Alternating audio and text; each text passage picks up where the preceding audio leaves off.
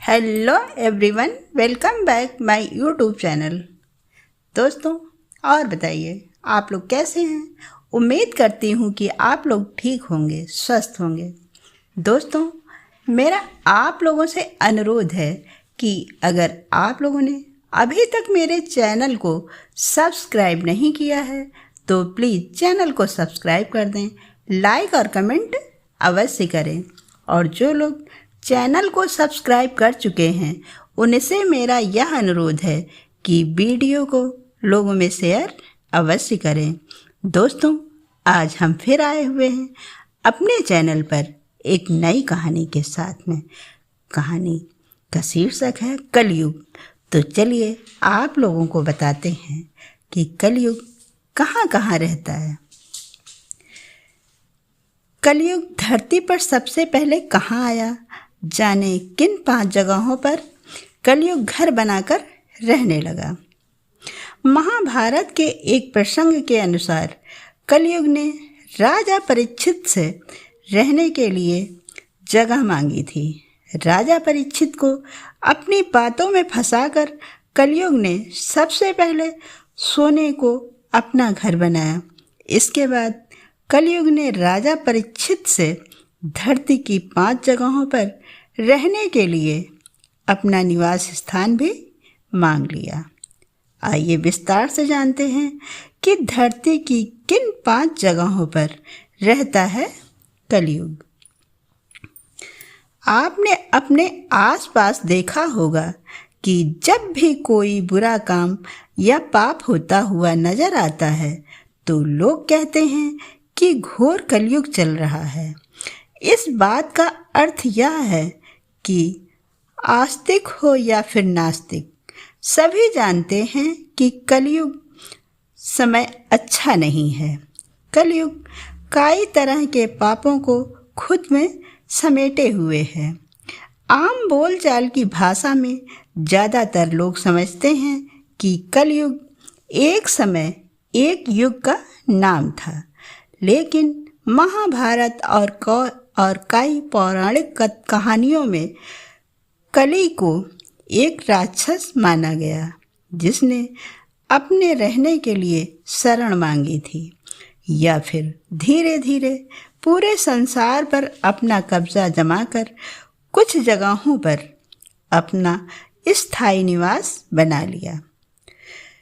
आइए विस्तार से जानते हैं कि धरती पर कैसे आया कलयुग और किन 5 जगहों पर रहने लगा। महाभारत की कहानी के अनुसार पांडवों के वंशज राजा परीक्षित को जब कली नामक राक्षस के आने की सूचना मिली तो राजा परीक्षित पूरी तैयारी के साथ कली से मुकाबला करने के लिए निकल पड़े। कली राक्षस बहुत चालाक था। वो जानता था कि राजा परीक्षित बहुत प्रतापी राजा हैं, जिनकी ख्याति बहुत दूर दूर तक फैली हुई है। इसलिए उसने राजा परीक्षित को नमन करते हुए झूठी विनम्रता का दिखावा करते हुए कहा, मैं अपने रहने के लिए स्थान ढूंढ रहा हूँ, कृपया मुझे रहने का स्थान दे। राजा परीक्षित जानते थे कि अगर कली को रहने के लिए स्थान दिया गया तो इसके परिणाम बहुत घातक होंगे। इसलिए उन्होंने उसे जाने के लिए कहा, लेकिन तब अपना काम ना बनता देखकर कली ने राजा परीक्षित को ब्रह्म के नियम समझाने शुरू कर दिए। कली ने कहा कि परमपिता ब्रह्मा ने 4 युगों का निर्माण किया है, सतयुग, त्रेता युग, द्वापर युग और कलयुग। सभी ने अपनी अपनी समय सीमा के अनुसार शासन किया। अब ब्रह्मा के नियम के अनुसार मेरा युग है, इसलिए मुझे स्थान देने की कृपा करें। राजा परीक्षित ने ब्रह्मा जी के नियम को मानते हुए कलयुग के रहने के लिए सबसे पहला स्थान सोने यानी गोल्ड को दिया।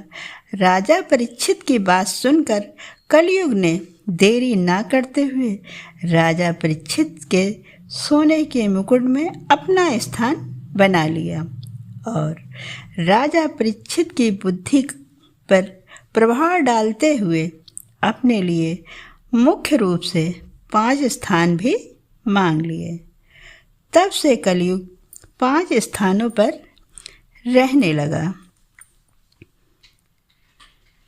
कलयुग उस जगह पर निवास करता है जहाँ पर शराब परोसी जाती है, क्योंकि शराब घरों में अक्सर लोगों की बुद्धि, विवेक, गरिमा और मानवता